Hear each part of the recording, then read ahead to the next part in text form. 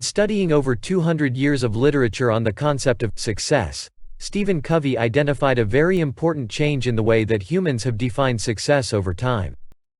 In earlier times, the foundation of success rested upon character ethic, things like integrity, humility, fidelity, temperance, courage, etc. But starting around the 1920s, the way people viewed success shifted to what Covey calls personality ethic, where success is a function of personality, public image, attitudes, and behaviors. These days, people look for quick fixes. If they see a successful person, the first question they ask will be, "How do you do it? Teach me, please." But these shortcuts that we look for, hoping to save time and effort and still achieve the desired result, will only yield short-term solutions. They don't address the underlying condition. The way we see the problem is the problem, Covey writes. We must allow ourselves to undergo paradigm shifts, to change ourselves fundamentally, and not just alter our attitudes and behaviors on the surface level, in order to achieve true change. That's where this book comes in. The 7 habits in this book will help you move from a state of dependence, to independence, and finally to interdependence. While society often considers independence as the highest achievement, Covey argues that it's interdependence that yields the greatest results. Interdependence is a more mature, advanced concept. It precludes the knowledge that you are an independent being, but that working with others will produce greater results than working on your own. To attain this level of interdependence, you must cultivate each of the 7 habits laid out in the book. Are you ready to learn the 7 habits and become a better self? Let's dive in. Habit 1. Be proactive. Reactive people take a passive stance, and believe the world is happening to them. They usually say things like, "There's nothing I can do. That's just the way I am." They think the problem is out there, but that thought is the problem. Reactivity becomes a self-fulfilling prophecy, and reactive people feel increasingly victimized and out of control. They focus on things that they have no control over, which are in their circle of concern but not in their circle of influence. They blame external factors such as weather, economy, others' mistakes, etc., emanating negative energy, and causing their circle of influence to shrink. In other words, they make the situation worse. Proactive people, however, recognize they have responsibility, which is the ability to choose how you will respond to a given stimulus or situation. In order to be proactive, we must focus on the circle of influence that lies within our circle of concern. In other words, we must work on the things we can do something about. The positive energy we exert will cause our circle of influence to expand. Let's take a look at 2 new graduate students after failing their job interview. The reactive one complained that the interview was unnecessarily hard and gave up. The proactive one took responsibility and worked on things he can control. He prepared himself better for the next interview and eventually got a high-paying job. Again, only focus on what you can change and take responsibility for that. Habit 2. Begin with the end in mind. To better understand this habit, let's imagine your own funeral, and ask yourself, how you would like your loved ones to remember you, what you would like them to acknowledge as your achievements, and what a difference you made in their lives. Engaging in this thought experiment helps you identify some of your key values that should underpin your behavior. Starting with a clear destination in mind will help us develop a vision of what we want to become, and use our conscience to decide what values will guide us. Most of us work hard to achieve victories in life such as promotions, higher income, more recognition, etc. But we don't often stop to evaluate the meaning behind these victories. We don't ask ourselves if these things really matter to us. Instead of aimlessly wandering in life, in everything we do, we should begin with the end in mind. By starting with a clear destination, we can make sure that each step we take is in the right direction. But before we can start setting and achieving goals, we must be able to identify our values. This process may involve some rescripting to assert our own personal values. Rescripting is recognizing ineffective scripts that have been written for you, and changing those scripts by proactively writing new ones that are built of your own values. The most effective way to begin with the end in mind is to create a personal mission statement. It should focus on the following: what you want to be, what you want to do, the values upon which both of these things are based. In time, your mission statement will become your personal constitution. It becomes the basis from which you make every decision in your life. By making principles the center of your life, you create a solid foundation from which to flourish. As principles aren't contingent on external factors, they don't waver. They give you something to hold on to when times get tough. Habit 3. Put first things first. Habit 3 is the implementation of the first two habits. It focuses on how to manage ourselves effectively by putting first things first, prioritizing our day-to-day actions based on what is most important, not what is most urgent. Let's ask yourself this question: what are the most important things to you? The common answers would be your family, your relationship, your health. Things like checking Facebook, Instagram, or watching TV would never come up as your answers to this question. Yet, we still spend a lot of time every day on these unimportant things. All of your activities can be categorized into 4 quadrants based on 2 factors: urgency and importance. Most of us spend time reacting to urgent matters, and doing things that are not important. If we focus on quadrant 1, we basically react to crises and problems. This usually leads to stress, burnout, and constantly putting out fires. If we focus on quadrant 3, we spend time doing unimportant things that seem urgent, but their urgency is based on the priorities and expectations of other people. This leads to short-term focus, feeling out of control, and shallow or broken relationships. If we focus on quadrant 4, we are living an irresponsible life. This often leads to getting fired from jobs, and being highly dependent on others. Quadrant 2 is at the heart of effective personal management. It deals with things that we know we need to do, but rarely get around to actually doing because they don't feel urgent.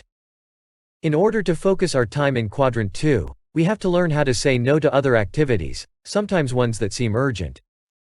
Focusing on quadrant 2 also means we're thinking ahead and preventing crises from happening in the first place. By focusing on quadrant 2, we are implementing the Pareto principle. 80% of your results come from 20% of your effort. Instead of spending too much effort chasing too little results, you should focus on things that can produce the most. Habit 4. Think win-win. There are 6 types of relationships.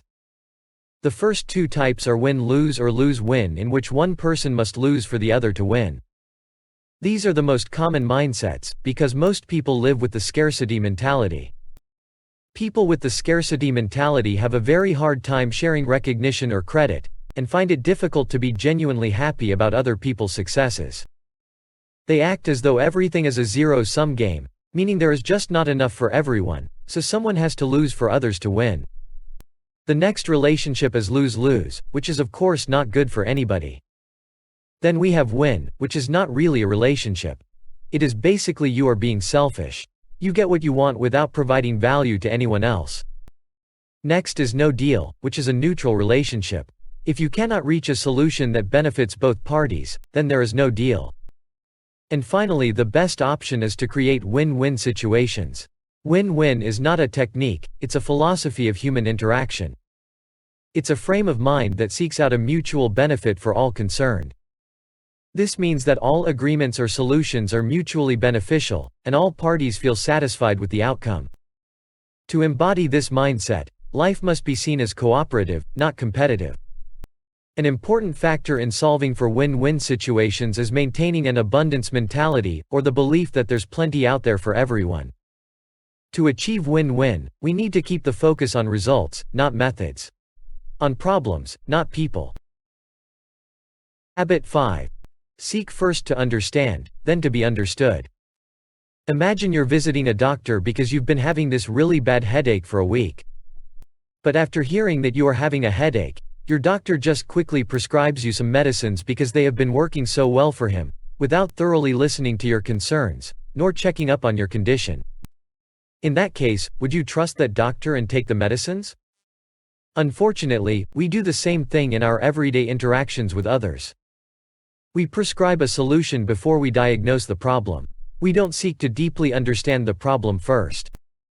Before we can offer advice, suggest solutions, or effectively interact with another person in any way, we must seek to deeply understand them and their perspective through empathic listening.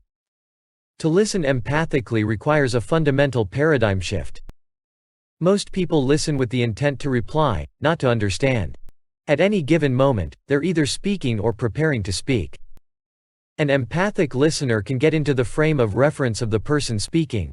By doing so, they see the world as they do and feel things the way they feel.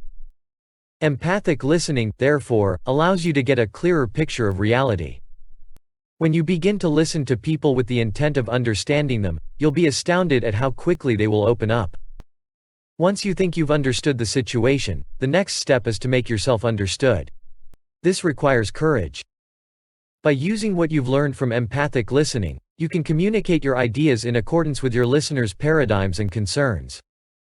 This increases the credibility of your ideas and chance of being understood, as you will be speaking in the same language as your audience. Habit 6. Synergize. By understanding and valuing the differences in another person's perspective, we have the opportunity to create synergy, which allows us to uncover new possibilities through openness and creativity. With synergy, 1 plus 1 can equal 3 or even more, and the result is greater than the sum of all the components. A musical band is a great example of synergy. It's not just the drums, or the guitar, or the saxophone, or the vocalist. It's all of them together that make up the sound. Each band member brings his or her strengths to the table to create something better than each could alone. Synergy allows us to create new alternatives and open new possibilities. It allows us as a group to collectively agree to ditch the old scripts and write new ones. To introduce synergy to a given situation or environment, you must think win-win and seek first to understand. Once you have these in mind, you can pool your desires with those of the other person or group. And then you're not on opposite sides of the problem, you're together on one side, looking at the problem, understanding all the needs, and working together to create a new alternative that will meet them. By putting forth a spirit of trust and safety, we will prompt others to become extremely open and feed on each other's insights and ideas, creating synergy.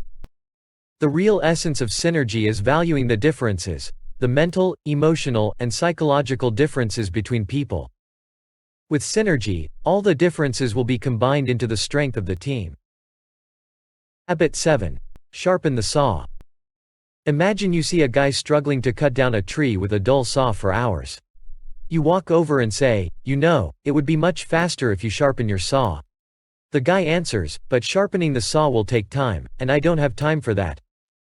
Habit 7 focuses around renewal, or taking time to sharpen the saw. It makes all other habits possible by preserving and enhancing your greatest asset, yourself. To be effective, we must devote the time to continuously renewing ourselves. There are 4 dimensions of our nature, and each must be sharpened regularly. The first dimension is physical. You need to take care of your physical body by eating right, getting enough sleep, and exercising regularly. Second dimension is spiritual. In focusing on this area of your life, you get closer to your center and your inner value system by clarifying your values and commitment. Next dimension you need to sharpen is mental. You need to continually educate yourself, expanding your mind. Focusing on our mental dimension allows us to manage ourselves effectively, to maximize the use of our time and resources. The last dimension is social or emotional. Renewing our social and emotional dimension helps us understand other people better, in order to find win-win solutions that are beneficial to all parties. Sharpening the saw in all 4 dimensions is the most important investment you can make in your life, as you are the instrument of your performance. It's essential to tend to each area with balance, as to overindulge in one area means to neglect another. When you sharpen your saw in one dimension, it also has a positive effect in another, due to them being interrelated. For example, by improving your physical health, you inadvertently improve your mental health too. This will create an upward spiral of growth and change that help you move upwards, and progressively become a more efficient individual. First 3 habits are about self-mastery. They help us move from being dependent to being independent, and become more effective as an individual, by being proactive, beginning with the end in mind, and putting first things first. The next 3 habits help us move to being interdependent, the highest level of maturity continuum. They focus on developing teamwork, collaboration, and communication skills, by always thinking win-win, seeking to understand first, then to be understood, and learning to synergize. The last habit is about continuously sharpening and improving yourself, to take the other 6 habits to a new higher level. When you master and put all 7 habits into action, together they will help improve your efficiency every day, and become more successful in life. That was it for today, and thank you for watching this video.